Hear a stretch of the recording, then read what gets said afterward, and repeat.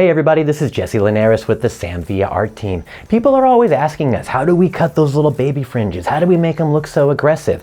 We're going to take you through a couple quick steps that'll have you designing your own fringes with no problem.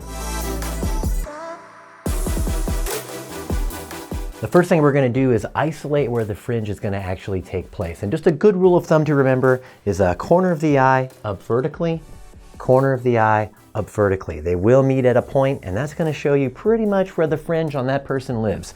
Anything that goes past that is becoming the side of the head. Creative decisions, right? So here, if we're going to create this fringe, what we need to see is that crisp definition, especially if we're going to picket fence or kind of zigzag our way across that perimeter right there. And so if we elevate the hair, we're going to create softness and we're going to lose the strength of that line. So we're going to leave everything in 100% natural fall right there, and we're going to get in there and begin to create this shape. So right there on top of the eye, tell your guest to close her eyes, and then you're going to make your first cut. And because it's low elevation, living right on the skin, we can really see the definition on that line. And then you just decide how you want to set it up. It's creative decision. It has a lot to do with the personality of the person you're doing it to. How short should I go? How long should I go? All of those things are about the personality of the wearer and what you can do for them. A couple quick shapes working that way. Maybe we want to open up the right eye a little bit more so we can attack opposite direction and create a little peak there.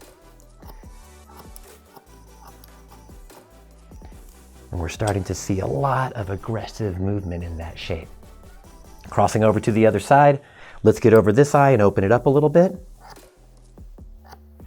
And then just create what feels good to you. You know, the shorter that we get, obviously we know that the more the influence of the root might come to have into play, and it might start to look a little bit more punk rock or edgy. So depending on your wearer and what they want to see, you'll design it just for them. Let's get a little angle going that way. Like my man Bob Ross says, we'll just make a happy little fringe. Final cut. You know, then we can just check to make sure that everything that we want to see is happening.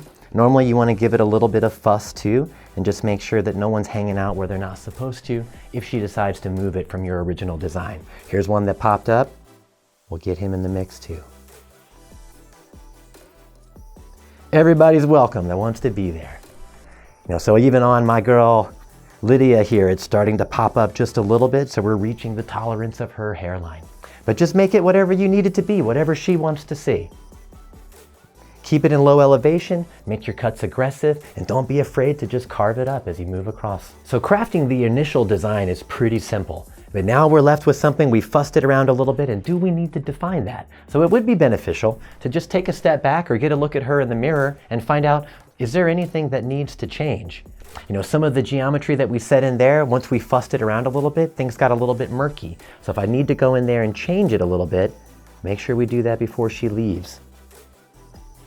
I really wanted to see those peaks and valleys in this. That was my design. So if they start to disappear, I'll make sure that they get put back in. And because we cut this in zero elevation, things are going to be a little bit heavy on the top end because there is no layer whatsoever. And so if we find that it's starting to kind of spring off the head, or if it feels a little bit blocky at the bottom, we may come in with one of our favorite tools, our blending shear, the Invisiblend, and just begin to work some of that heaviness away. A little bit of gentle point cutting. The Invisiblend would be my weapon of choice for this just because of such a small amount of hair that it removes with each cut. I really do feel safe when I can go in and diagnose with this particular shear. Just knocking some of the weight off those ends, letting it sit just a little bit more sweetly. If there was any place that was just dead heavy, you could actually elevate in that specific area just to treat that one area. Knock a little bit of the weight off and let it come back. What you want to be careful about is that through elevation and cutting that you don't disrupt the perimeter that you set so carefully. Sometimes the scariest techniques are the easiest ones to do. As we demonstrated, it was really just about putting the hair in natural fall and then eyeballing the face and designing that fringe as you saw fit and as she saw fit. Just remember that if it gets too heavy, a little bit of light blending on those edges will be good. Remember to fuss it around a little bit and take out all the lingerers that might pop up. But try designing these fringes on your own. Let us know how it worked for you. This is Jesse Linares with the Sam Villa Art Team.